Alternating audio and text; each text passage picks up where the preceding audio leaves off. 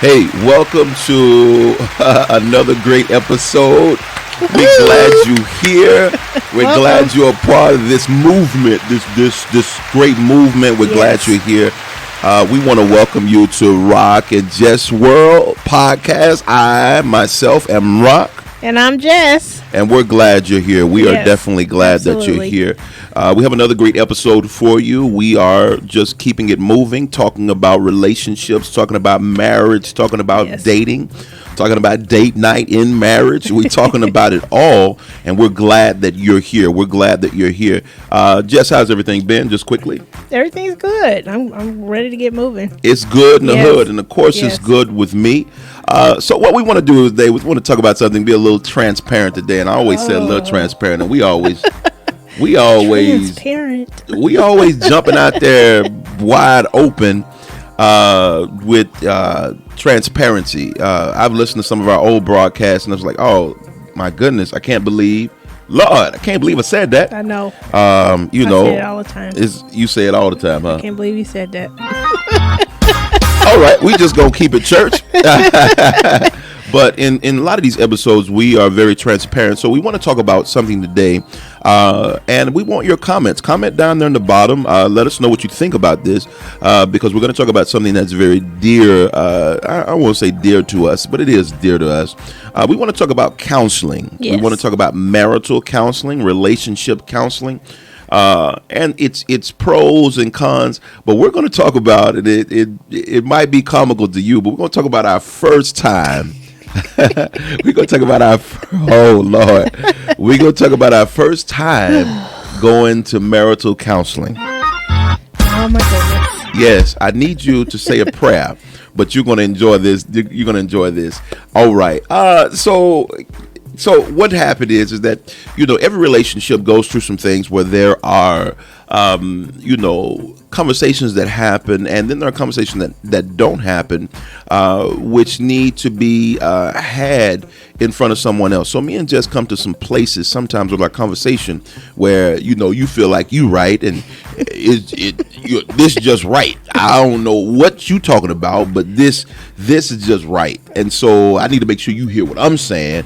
And then after a while, the message, or actually what you're going after with your message, is lost in the method, if you would, in the delivery. Then it gets into feelings, and then we get back and forth, and then it becomes about a point. And then the thing about a point is that it turns into a game, and whenever it's a game, only one person can win, and then it becomes about me scoring a point, you scoring a point, and it's just a bad place to be. And before long, before you realize that your argument, your situation, that concern is now a whole lot of other things, because we'll go back and weaponize old things, bringing that because it's convenient for now. Yeah. I got to prove my point now. And so we'll go back and grab those old things that were not that significant back then. It wasn't even that real back then, but we'll go and grab it and weaponize it for now. Then we get into feelings. I can't believe you said that to me. Who you think you talking to? Oh, you keeping secrets. Oh, you going getting old stuff. You know how, isn't that how it usually go? Yes. Oh, we not exempt from that. Yeah. We're not exempt from that, and we love God, but we are not exempt from that. I'm just gonna go and tell you. And if you're a real couple in a real relationship, you'll know exactly what I'm talking about. And couples can go there just over. What do you have the taste for today? What do you want to eat today? That's true. Something very minimal.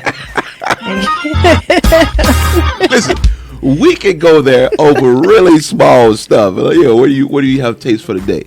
Well, whatever you want. No, you choose. And what the man always choosing. What the man gonna say? It don't make me no difference. It don't make me no difference. No, well, choose something. I'm always choosing. All right, let's go to McDonald's. I don't want McDonald's. That's for kids. We grown folk. Oh, okay. Well, not McDonald's. Let's go to Chick-fil-A. Is all you want is fast food? Well, you choose. No, I always choose. Right, I want you to crazy. choose. Then then the man start feeling like it's a setup. Like you trying to start something. You asked me to be. It's a real situation. And then it's, do you know me or not? I gotta hit it again. Do you even know me? Do you even know me? Who are you? Who are you? And then one person feel like they've been ambushed. Yes. It's like a real thing. It's because we needed nourishment and no one could decide. And I'm gonna tell you this that people don't talk about. Listen, it's not bad to get in. I'm gonna say it's not good. Rather, matter of fact, it's horrible to get into an argument while you're hungry. That's for sure. Nobody's thinking straight. I know my function shut down when I'm hungry. I'm gonna tell you, your judgment All will be logic flawed. is gone. Your judgment's gonna be horrible. If you're hungry. One, we just want something to eat. Two, Yes. we both not sure. But Right. three, we done turned it into something else. Right. Four, we're not even thinking clearly and reasonably. Right. Because we are under the influence of hunger. Didn't we talk right. about that last episode? Yes. I need to go check that episode out about dry dating. That's good. Under the Under influence. the influence of hunger. Yeah, I we're like it. under the influence of hunger. I'm hungry. Listen, I ain't got time for all this. Then you be like, why are you always so sweet? Right. Until. Right. Listen, alcoholics are bad with alcohol. Some people are bad without food. Yes. And they on a whole nother level. But anyway. So we're talking about that we have situations, and I just brought that up just to bring it to a place to just share, to say every relationship, every couple goes through things that they have to grow through. But every now and then, counseling, I won't say every now and then because it kind of depends on the relationship. What do you think? Yeah. It depends on what the need is. Yeah. And that's defined by the couple or whoever's talking. Yeah. Because whether we admit it or not, whether we'll acknowledge it or not, everybody brings some baggage into a relationship. It's hard not to. Everybody has experiences. Yeah. Some baggage you don't even know you're carrying. Yeah. Until it starts to stink. Yeah. Okay. Yeah. Yeah, that's Junk right. in your trunk. Yes. It starts to stink. It starts to cause problems. And then you realize and didn't even know that was a part of your life. And then you got to go back and figure out, when did I get that on me? I guess because we internalize and put things away so much, we don't ever clean them up before we put them away. We just throw them on the shelf versus putting it in its proper place. Right. I think that's good. Bravo, Jess. That's a great point. We want to just move past it. Whatever. It happened. I'm gonna use the hand thing. People be, whatever. It happened. I got over it. You really didn't get over it. And you don't know it. You really didn't get over. What you did was you packed it away. And when you pack it away like that, you're packing other stuff on top of it. And after a while, you're going to be unbalanced because you have so much weight going on. And then when you want to take on the weight of someone else, you can't because you got too much weight on your own you need to deal with. Yeah. And wouldn't that come down to like a capacity thing? Yeah. And it's hard to know your capacity until something triggers it. Right. Then when you're triggered, you're like, oh, I got too much I'm dealing with. Right. I need some me time. And then you get this me time and don't know exactly what you need to do in that me time. So all you're doing is just taking a break and not dealing with what you need to deal with. All right. Yep. So Jess and I had, situations just like any other couple. We do, and I think all couples do. And here's the thing I want to make sure that you all understand. I got to take it to church just for a moment. Is that the enemy wants you to feel like it's just you. Nobody else has any problems but you. Yeah. I had to put that in there because many times we'll feel like it's just us. It's just us. Everybody else doing good. It's just us. It's just you. You stupid. You the one doing this. It ain't nobody else but you. Yep. And that's a bad thing because as long as there's communication, there's always room for understanding or misunderstanding. Yep. That's for sure. Yes. I mean, every time you think about it, you're thinking, well, and I say it goes into what you think the other person can handle of you. And then you think they can't, so you don't put it up there on your sleeves. Right. Jess, you are on it today. That's good because we will think whether they can handle it, whether they're having a good day. Yeah. And I don't think it's ever a bad day for truth. Yeah, that's for sure. Yeah. People can get mad about when you told them, but can they really get upset with you about truth? Right. And if they are upset about truth, what does that really say about them? Some people enjoy living in a lie. Yeah. Some people just don't want the truth. I just didn't want it. I kind of felt like that, but I didn't want to know. Mm-hmm. We have to figure out where that truth is, but I don't think that I believe that truth and honesty should be important in relationships, but the problem in relationships many times is that people are not being truthful and honest with themselves. Yeah. About where they are. But they may have trouble of getting that out too. They don't know how to do it. That's good. That's good. And where I was going was this right here. Many times people are not truthful and honest with themselves, but then sometimes they don't want to be. And I know we kind of brought that up earlier. Yeah. But sometimes they don't want to be because of fear. Yeah. Fear is a big factor in saying where you're going, if this is my true self. I mean, who actually displays 100% of their true self to anybody?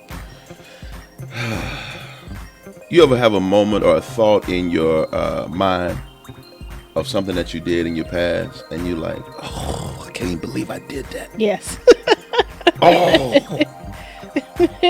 I hate who says they have it, you're lying. Yeah. If you say you ain't, you lying. You're lying. I'm gonna go back to church on that. You're lying. If you said it's some things that I've done, and I'm just like, oh Lord, I can't believe I did that. Yeah. Live and you learn. I can't believe that I did that. I can't believe that I did that. All right. So our first day of counseling, I'm just going to go here. We have been talking about, I said, Jess, we've come to a place. Now, I'm the type in a conversation. Especially when it's a high level conversation. I'm going to just, when we arguing, we'll just go ahead and call it that. We don't argue. Listen, I'm going to tell y'all. Y'all see this wonderful. Opinion strongly. Y'all see this wonderful, soft-spoken woman over here. But there is another side that the world is not privy to, that only the husband who comes in. I am perfect all the time. Oh, listen. Let's just get that straight. Listen, I got the oh, Lord Jesus. We're going to have to get God in here. We're going to have to get God in here. So anyway, we come to some places, and we've been to some places where we have this. I as the leader in the conversation, I thank God that Jess is loving enough where I can say, all right, hold on, let's stop. Let's pause right here, because I feel this going to another place. And the reason that I'll say that is because I know that we're on the verge of saying some things we don't really mean. Yeah. You know, we're on the verge of saying some things that we may not really mean. You know, when you can feel your feelings. Yeah. When you feel it, like, is this personal? When I feel myself finna say, who you think you talking to? It's time to stop. It's not that bad. Don't be so extreme, Rob. Listen. Y'all know I'm a preacher, so every time I do that, I feel like hooping. Listen, so whenever I'm saying that, it's to say we're not any different than any other couples, but I think what makes us different is how we handle it. Yes. Absolutely. How we handle it. So it may be corny to you, and you be like, ain't no way once we get going, we're going to be able to stop. Yeah, you can stop if you make that agreement to. Yes. You need to make that agreement in peacetime. Yep. That listen, when the arguing is getting out of control or whatever, we can stop. Now, don't decide, because I am very careful when I look at it, and I'll just say, listen, let's do this. I won't make no point and be like, and one more thing, your breath stinks. Let's stop. We just need to stop talking. No, you can't do that. You can't drop a bomb and make it personal. And then I just listen. I listen, and I'll segue into it like this. I'll say, Jess, I hear you, love, and I want you to know that I love you. I think one of the things we need to do right now, let's just table this just for a moment. Let's take 5 or 10, or let's revisit this later today so we can breathe, so we can come out of this and come and really keep it on the issue. Keep the issue, and not make it into something else. Because one issue, if you handle it recklessly, that one issue can make you feel like your whole marriage is bad, your whole relationship is bad, right? Wouldn't you agree? Yeah. That one, because you'll start thinking like, who is that? You get the question in their mind. She crazy. I knew it. I had a dream the other day. Right. I had a dream that somebody crazy was hiding in my life. Make it spiritual. I'm just saying we have to keep the issue, because we'll make those things. And people don't have to be crazy because they don't agree with you. That's true. And I think in both, in another aspect, you and I are natural leaders. Yes. So when things get out of hand in a conversation, sometimes because someone's trying to fight to I guess control the conversation, I'll just put that in there. Then things can get skewed as well. Yeah. So it takes the bigger person or the bigger people to decide. Okay, Let's just table it and come back when we're more rational. Right. But that's a hard thing to do. The arguing, I'm gonna say the arguing is so natural. We can argue. Like, girl, please, who you think you're talking to? We can argue, but it takes a real special place in your relationship to both agree. Not the person to say it, but for both of y'all to agree. Let's chill. Let's chill out. Hold up. We're gonna come back to this. Because every relationship needs to understand that threshold of tolerance. Yes. Some stuff that can be said, you should not say in a relationship. There are some things that in a relationship, in our marriage, that I refuse to say to Jess. Now, that's not saying that it's not giving the truth. There are some things that just don't need to be said. You can't unring that bell. Yeah. There's some stuff, if you say that is said. That is a stain. It's out there. You done put that out there, and it ain't never coming out. It's tattooed. Even on happy days. And what'll happen is, many times what'll happen is when you move on past that, you're still haunted by, I can't believe they said that. Yeah. I can't believe they said that. Create the feeling around it. Right. They said. And then, in a moment. But then here's the question: how long after that? And we're supposed to be talking about our first counseling. And we're gonna get to that. But how long after that, Jess, would you say that once that's haunting you, that one thing that was said is haunting you? You heard it. It shouldn't have been said by the other person. They said it. It's haunting you now, but you let it go. Mm-hmm. Right? Yes.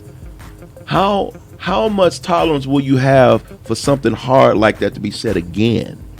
And how willingly, how much will it, because I have a good question here. I'm just trying to word it right.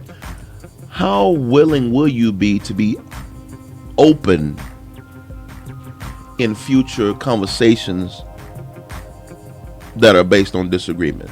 If they've already said that one thing, how open will you be?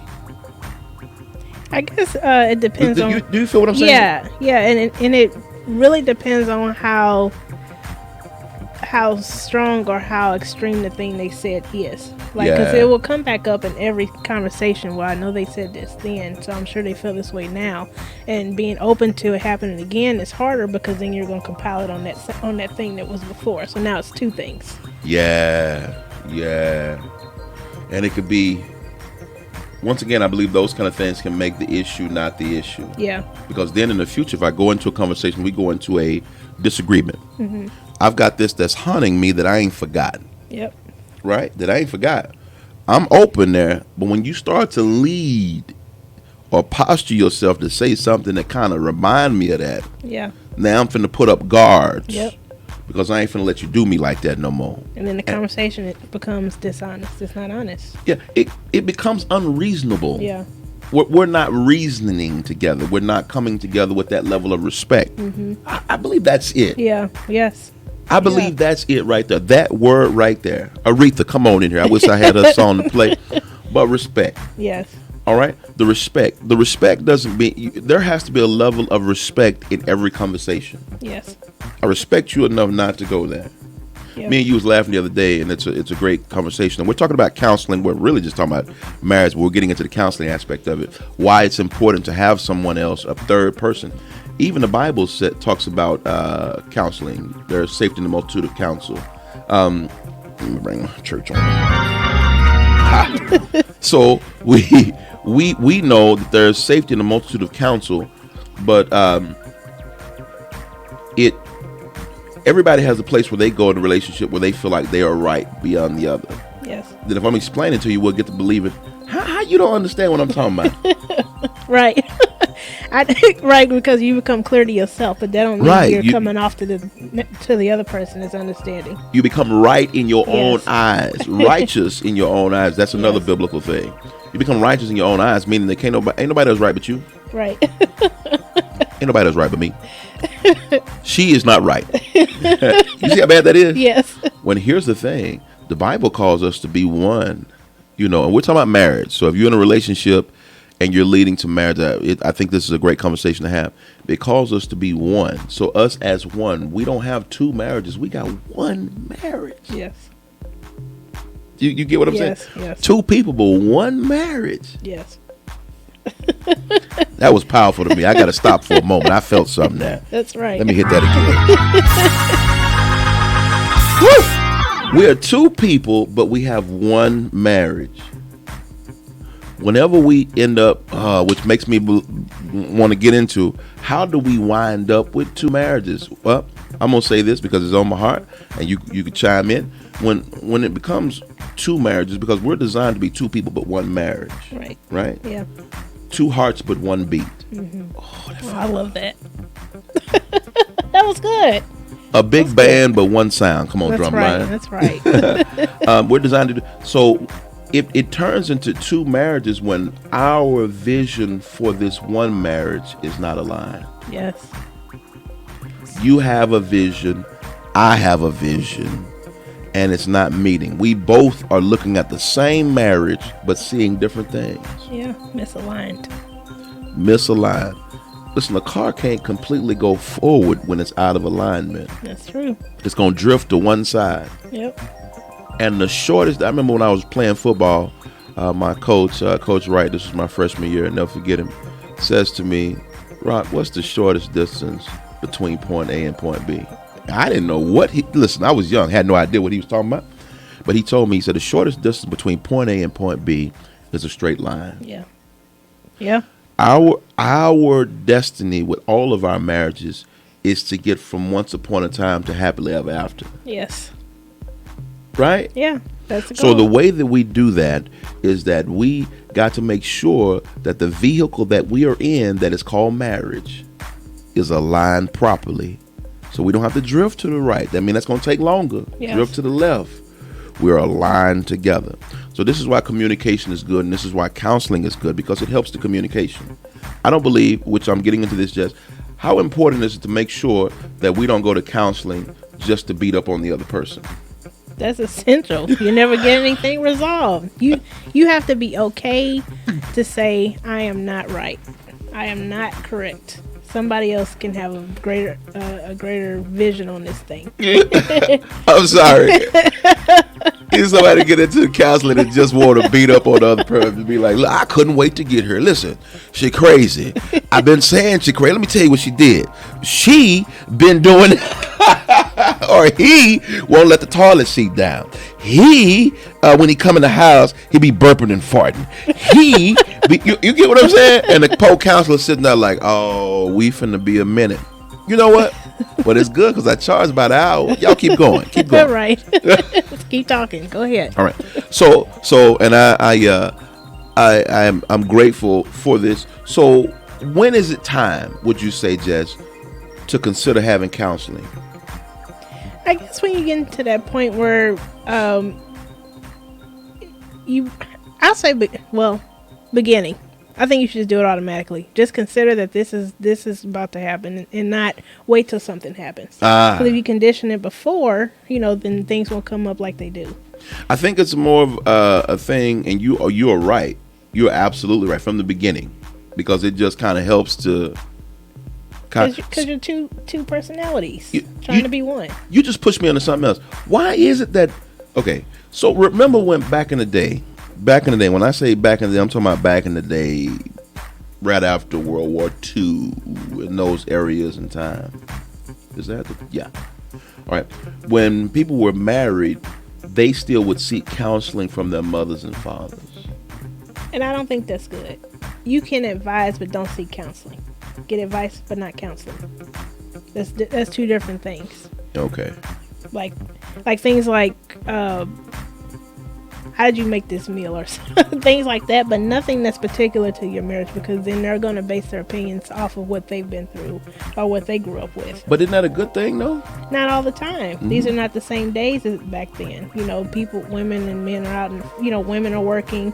They have careers. I mean, there's a different time now. We can't base our marriages off of something that was back in the day. I mean, because those things have changed. Right. You can still hold those basic values, but you have to define those for yourself and for your marriage. You can't bring everything that was in your parents' marriage to yours. Right. Okay. I get that. So you go back and allow them to advise, but make sure they're okay for you to make your own decision. Correct. Yes. because I do agree. You just brought up something else. Why counseling shouldn't be with parents? Because a lot of time your parents, when they give you that, they drop that knowledge on you. It's knowledge that they're dropping, but for them it's instruction. Yes. Yes. You must go carry this out. Right. And the test is to go see if you did what I taught you to do. Right. I didn't raise you to be like, wait. Right. Right. Yeah. Church, come on.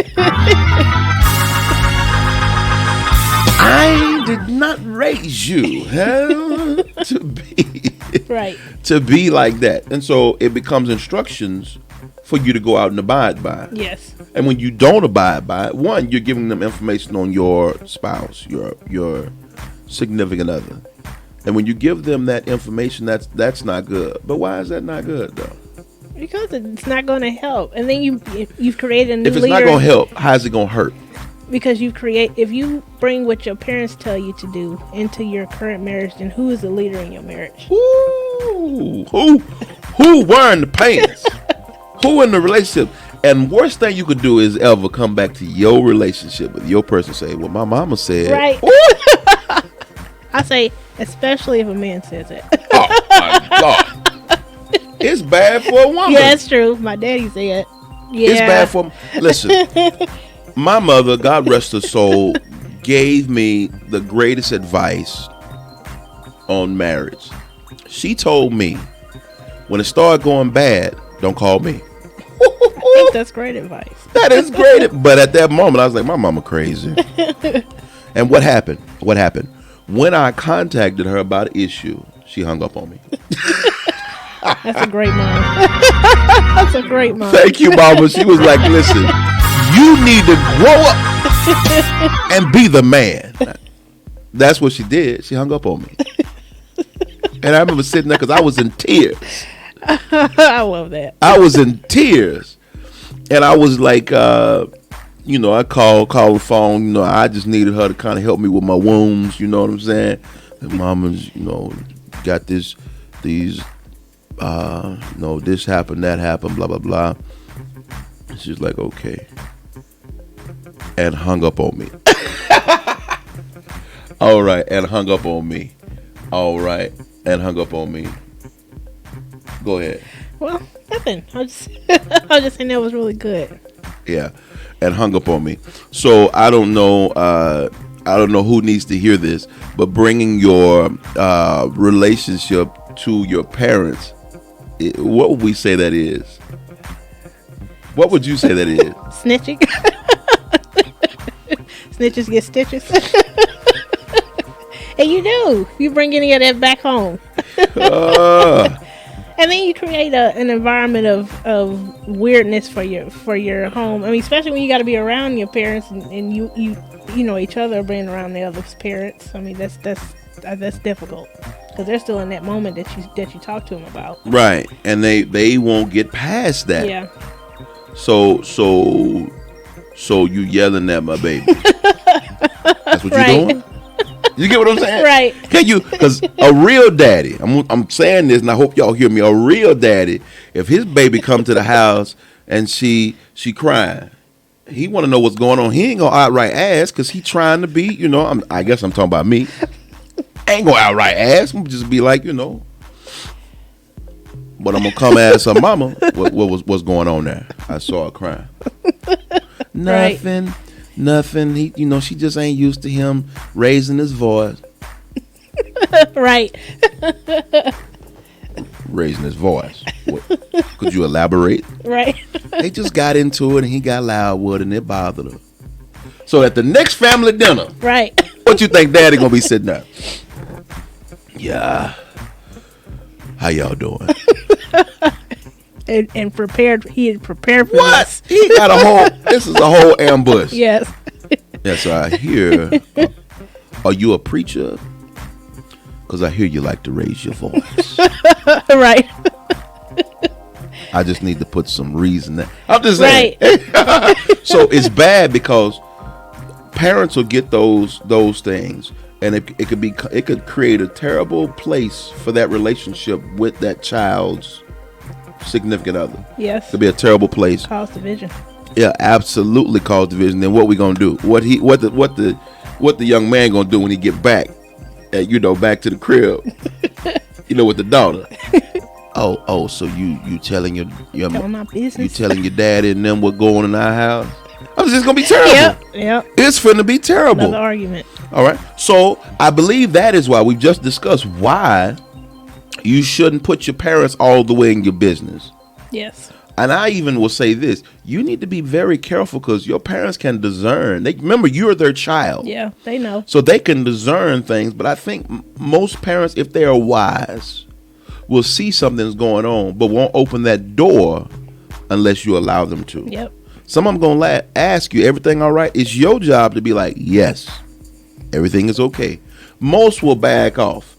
If you got parents that are intrusive and kicking doors down in your relationship, what I mean by kicking doors down figuratively in your relationship, meaning that you have told them that it is okay, and they like, well, why are you looking like that? Why? What he done did, and then they draw their own conclusions. You don't need to go around them when you know you got something going on. Yeah, You don't need to go around them when you got something going on. Go around when your face can not reveal what you're feeling. Right. Because at the end of the day, they only tripping because they love you. Yeah. I mean, let's go ahead and say it is what it is. They're Parents only tripping. Mode. They need me. I got to do something. Yeah. Parents, they are used to looking at their children and then going to be like, I know what's going on. Come on. Most parents are like that. I'm like that. You're like that. We know what our kids, when stuff's going on, especially when we're around them, I don't have to say nothing. I've been watching you for all your life. Yes. So I cannot tell when you lying, when you got something going on you don't want to talk about, when you're scared. And so you could do the same thing, right? Yes.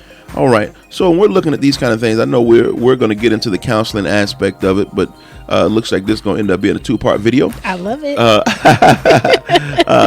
2-part podcast. So just looking at this, but we just went over all those things as to why it is good when relationships go through these things, why counseling works. Jess brought up a great point about it is a preventative aspect, if you would. Yes. When should counseling happen? Counseling should happen not when there is a problem. It should loop.